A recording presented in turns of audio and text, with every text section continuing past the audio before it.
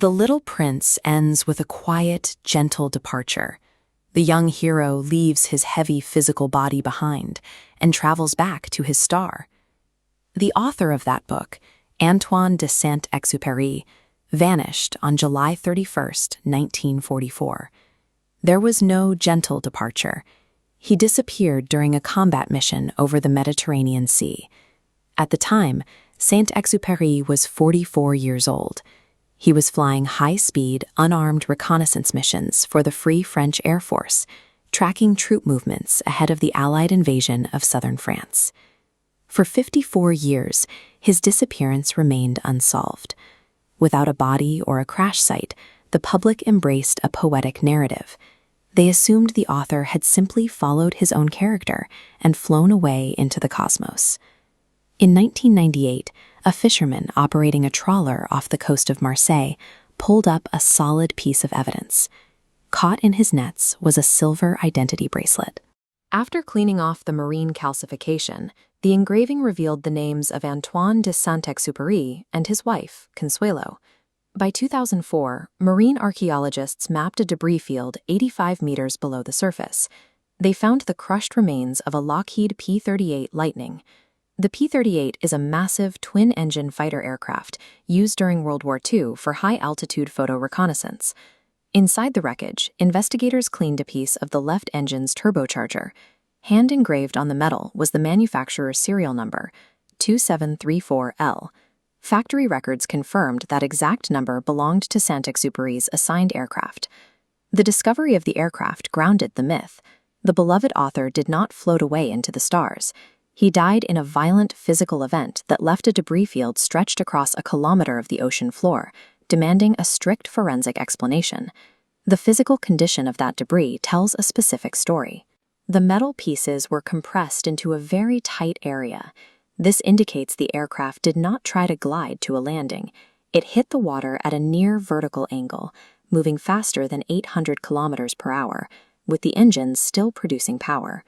In 2008, an 88-year-old former Luftwaffe pilot named Horst Rippert came forward with a sensational claim.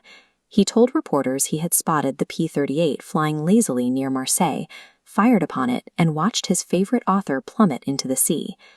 German fighter squadrons were heavily active in that sector in July 1944. Elite units flew patrols using high-performance Bf-109 fighters, actively hunting Allied reconnaissance planes. However, the physical wreckage contradicts Rippert's story. Marine archaeologists examined the recovered aluminum panels of the P-38. They found 0 bullet holes and absolutely no evidence of combat damage. This graphic compares the official German military logs for the last days of July 1944. While kills are marked for surrounding dates, the entry for July 31 in that specific coastal sector is completely blank. The Luftwaffe recorded 0 aerial victories there that day. The unblemished aluminum and the military archives point to the same conclusion. The Shootdown claim is highly likely a memory error or an appropriation of someone else's combat record. The evidence shows the fatal threat originated inside the aircraft itself. By the summer of 1944, Saint-Exupéry was suffering from severe depression. He endured chronic pain from multiple previous plane crashes, and his final letters to friends expressed a deep pessimism about the future of humanity.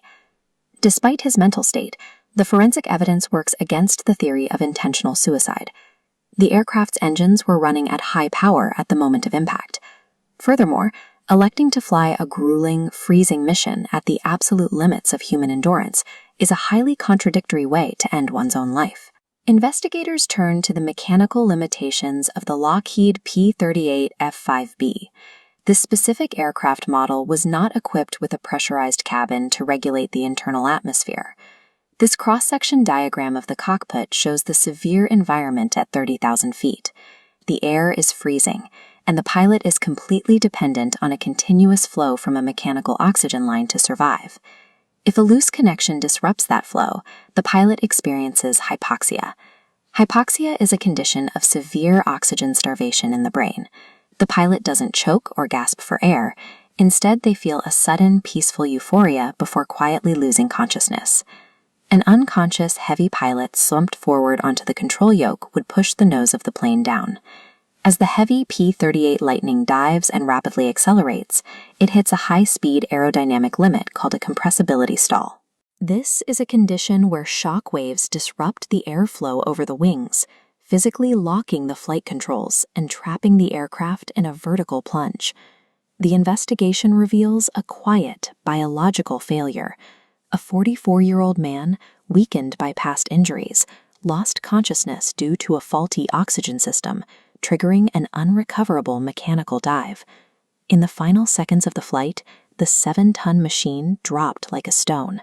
The engines roared at full throttle as it plunged vertically toward the dark blue surface of the Mediterranean.